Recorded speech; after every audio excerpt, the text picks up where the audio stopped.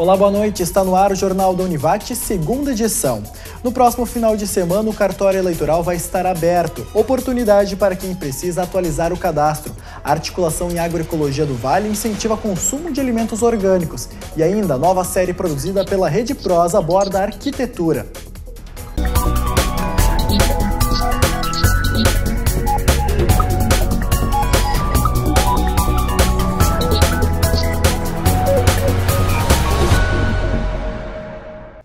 Pela sexta vez seguida, o Banco Central não mexeu nos juros básicos da economia. O Comitê de Política Monetária Copom manteve a taxa Selic em 14,25% ao ano. Em comunicado, o Copom informou que o nível atual de inflação não permite ao Banco Central começar a reduzir os juros básicos agora. A taxa serve de referência para as outras taxas de juros da economia.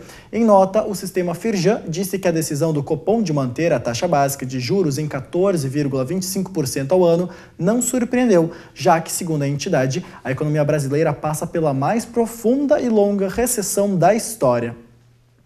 O FIES vai ter inscrições antecipadas e regras mais flexíveis para ajudar a preencher todas as vagas oferecidas. As mudanças foram anunciadas pelo Ministério da Educação e serão implementadas no segundo semestre. Na primeira metade do ano, das 250 mil vagas com financiamento, quase metade não foi preenchida. A inscrição, que no ano passado ocorreu em agosto, será antecipada para o período de 14 a 17 de junho. No dia 31 de maio, serão divulgadas as vagas selecionadas pelo MEC. O resultado do processo seletivo regular sai no dia 20 de junho.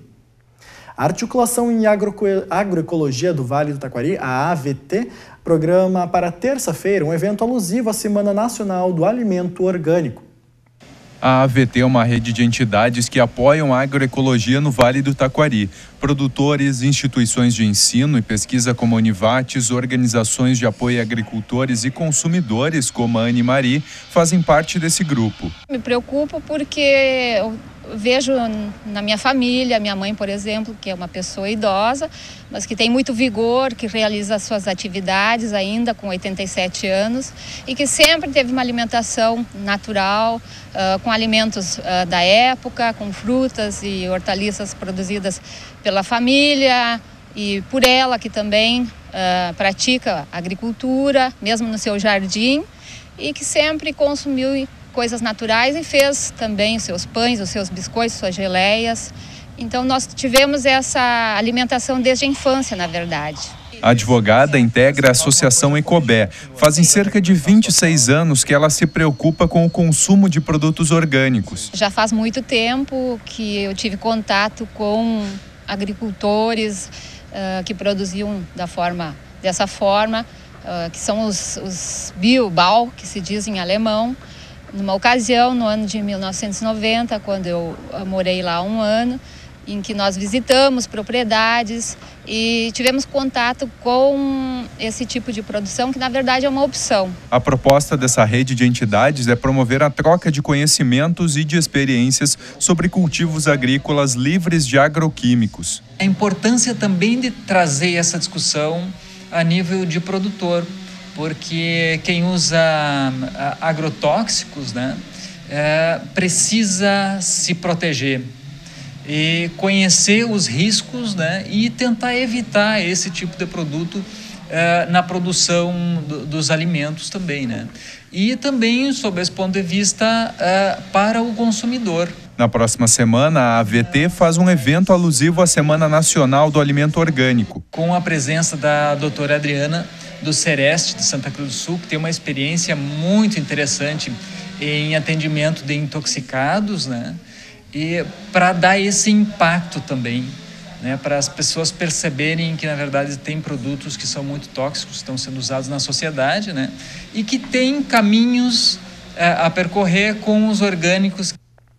Entre os dias 9 e 13 de maio, a Univates realiza a primeira edição do curso de educação continuada Panificação Pão Francês. As atividades ocorrem no turno da noite. Mais informações pelo e-mail educaçãocontinuada@univates.br. No próximo final de semana, o cartório eleitoral vai estar aberto e você confere isso depois do intervalo.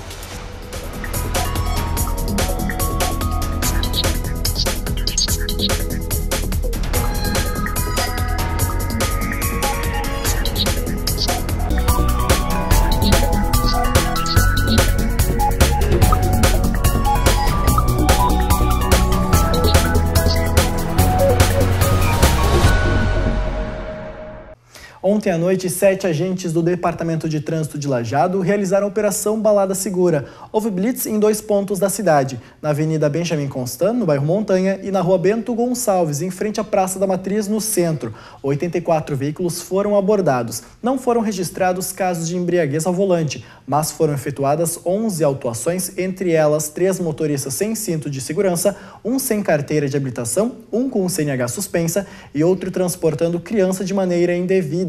Essa foi a 16ª Operação Balada Segura desse ano na cidade. Ao todo, foram 7 horas de abordagens. A chegada do frio no hemisfério sul requer atenção redobrada para doenças respiratórias como a gripe. Por isso, o Ministério da Saúde lançou o sábado como dia D de mobilização nacional da campanha de vacinação.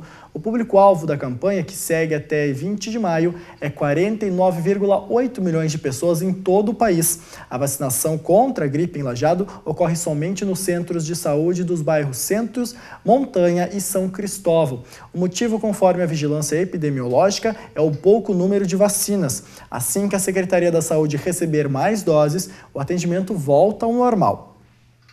Em outubro tem eleições municipais no Brasil. Até lá ainda tem tempo. Mas antes disso é preciso estar em dia com a Justiça Eleitoral para poder votar. Você deixou alguma coisa pendente, mudou de endereço, por exemplo? O prazo para atualizar o cadastro e quitar as pendências está quase no fim.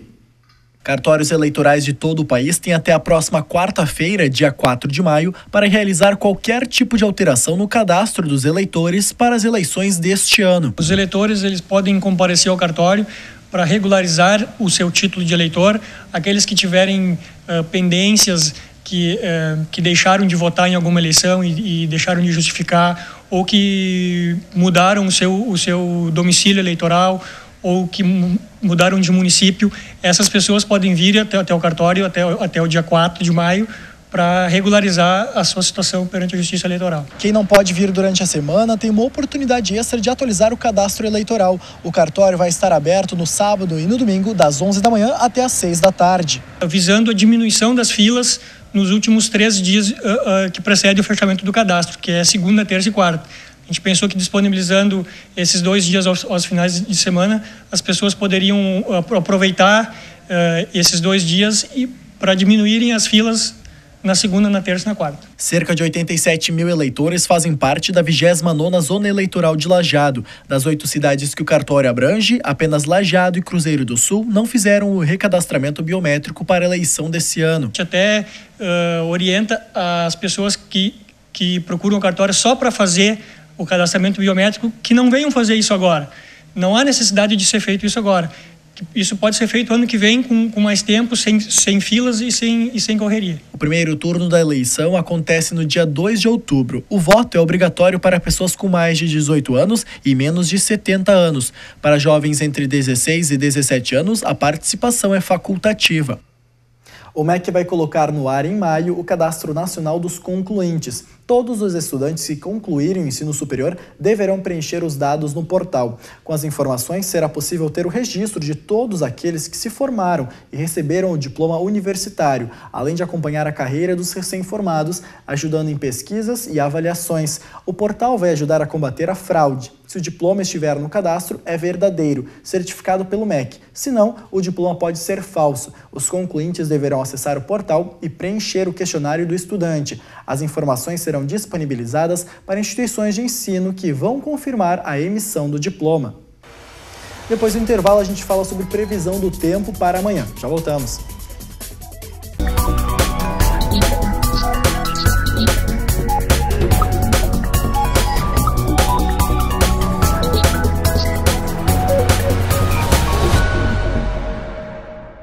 Estão abertas as inscrições para a 9ª Copa Univates DCE. Acadêmicos regularmente matriculados e seus respectivos professores já podem se inscrever para participar. As competições acontecem entre os meses de maio e novembro, nas modalidades de atletismo, voleibol, futebol de campo, ginástica de trampolim, futsal, basquetebol, natação e handball. As inscrições devem ser feitas pelo e-mail complexo@univates.br.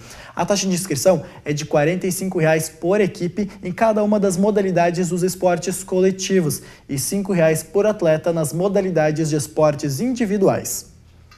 A Câmara de Indústria, Comércio e Serviços Caxias de Estrela realiza a campanha Mãe, Meu Presente de Cinema. A cada R$50 em compras nos estabelecimentos participantes da promoção, o cliente recebe uma cautela, que deve ser preenchida e depositada nas urnas instaladas nas lojas. No dia 10 de maio vai ser realizado o sorteio no Centro Administrativo da Prefeitura. Os prêmios são uma Smart TV de 50 polegadas e um Home Theater Blu-ray 3D. Ao todo, 75 estabelecimentos participam da campanha. Confira agora o comentário sobre tecnologia e inovação com Eloni Salve. Olá! Nesses tempos em que a gente tem as instabilidades na política e na economia brasileira, algumas perguntas ficam no ar de quando a gente vai resolver isso e quem resolverá, além disso também como resolverá essas questões de instabilidade, principalmente na economia, em que a economia agora vem perdendo cada vez mais empregos, atividades, negócios fechando e assim por diante. E a gente já até comentou nesse espaço que uma das variáveis necessárias é restabelecer a confiança dos agentes econômicos para que possamos a fazer novos investimentos, novas atividades e a gente consiga dinamizar novamente a economia.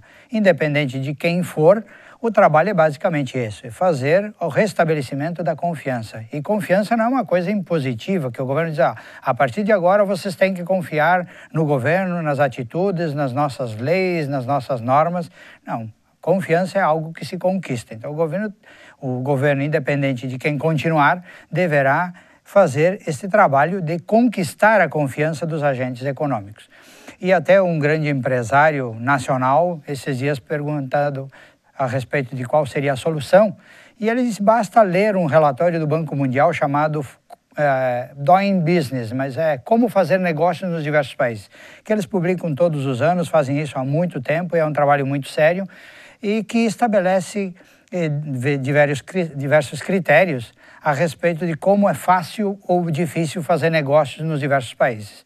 E relaciona isso, inclusive, com o desempenho econômico dos países. Quanto mais fácil fazer negócio, melhor e mais dinâmica é a economia. E ele diz que basta seguir essa carteira e nos tirar, por exemplo, do 116º lugar, ou seja, 116 é o nosso lugar no mundo de facilidade de fazer negócio. Países como Singapura, Estados Unidos, Inglaterra, Alemanha, Dinamarca, são os países tradicionalmente onde é mais fácil fazer negócio e são as economias mais dinâmicas. Até países como a China, como a Botsuana, nos últimos anos evoluíram muito nesse índice de facilitar fazer negócio. E nós viemos crescendo muito pouco nesse ranking. Há pouco tempo atrás nós estávamos em 125 lugar, 125º. Agora estamos em 116. E é interessante que mesmo sendo 116, nós temos algumas coisas que são muito piores do que isso. Por exemplo, para iniciar um negócio, nós estamos em 174 a nossa posição. Para tratar com a permissão de construção, 169. Estamos muito bem em obter eletricidade, 22º, ou seja, para obter eletricidade, fornecimento de energia, é bastante rápido. Mas o registro de propriedade, por exemplo, estamos em 130. Proteção de investidores minoritários, estamos em 29. Pagamento de impostos, 178. Não é só o volume de impostos, é como a facilidade de cumprir com as obrigações. Nós estamos em 178. Comércio exterior, 145, ou seja, é difícil nós comercializarmos com o exterior. Então a gente precisa resolver essas questões. A gente precisa facilitar a existência e a criação e manutenção de negócios. Isso dinamiza a economia, isso tira qualquer economia do marasmo e das dificuldades e torna a economia mais dinâmica e com resultados positivos para toda a sociedade. É isso que a gente quer de qualquer governo que venha continuar as atividades nesse país. Melhores ambientes para fazer negócios. Na próxima semana voltamos com mais um comentário de economia ou de tecnologia. Desde o dia 20 de abril, as equipes de vôlei feminino da Vates estiveram envolvidas em competições internacionais. O resultado não poderia ser melhor. 3 títulos. As equipes pré-mirim e mirim, 12 e 13 anos, juntamente com o infanto juvenil até 17 anos, foram até a cidade na Argentina, na cidade de Belleville, província de Córdoba. Já as equipes pré-infantil e infantil foram na mesma data para Novo Hamburgo disputar o Festival Mercosul. Ainda nesse ano, a Vates tem pela frente outros torneios internacionais, como o de São Jerônimo, na Argentina, o Festival Internacional Cidade de Estrela e a Copa Internacional Carolina Costa Grande. Amanhã o dia começa e termina gelado na região. Pela manhã, pode ocorrer geada nos pontos mais altos do vale.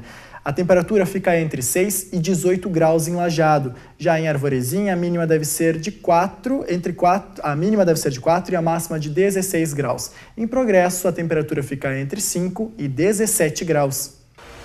Depois do intervalo, tem arquitetura aqui no Jornal da Univates. Começa hoje mais uma série produzida pela Rede Prosa.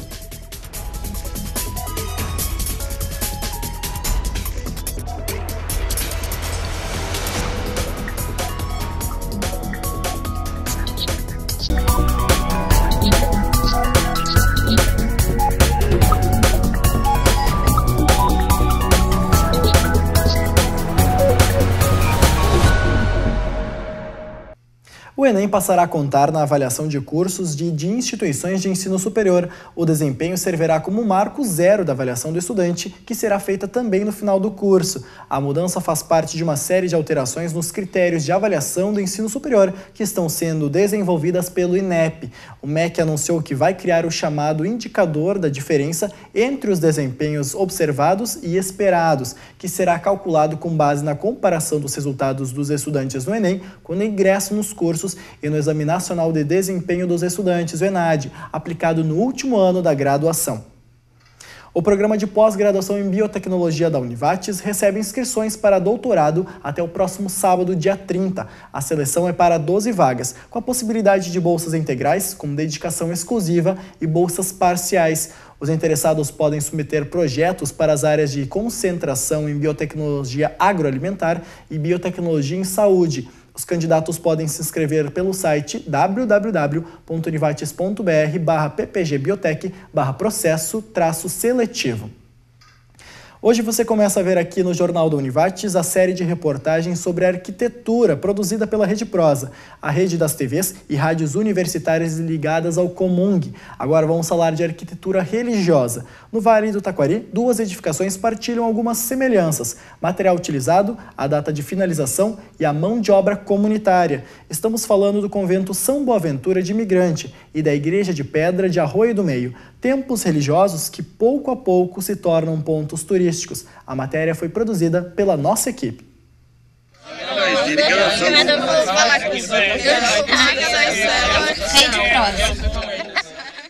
A inscrição já indica. Um dos ideais dos freis da Ordem Franciscana. Esse é o convento São Boaventura, em Daltro Filho, localidade que pertence ao município de Imigrante, que fica a 126 quilômetros de Porto Alegre. O prédio começou a ser construído no início da década de 40 e só ficou pronto nos anos 50. Todo em pedras grês, material comum na região, mais conhecido como pedra de areia. A obra da construção do convento, ela teve a participação maciça, né, da população aqui de Daltro Filho e mesmo pessoas ao redor, que já tinham bastante experiência no trabalho manual, né, dessas pedras grês aqui.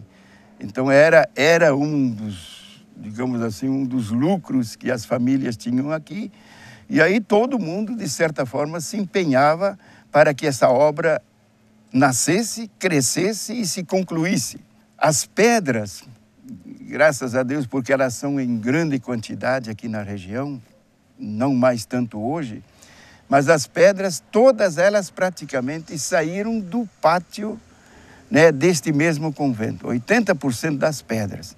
Então era como que uma montanha de pedras que foi picada, estavam lá de forma desordenada e ordenadamente amontoadas para que nascesse. O convento já foi um espaço de formação para estudantes da Ordem Franciscana. Também foi sede de uma escola municipal. A partir de 1969, essa parte aqui térrea foi transformada em escola pública e, ao mesmo tempo, em escola de formação para as novas vocações franciscanas que estavam iniciando.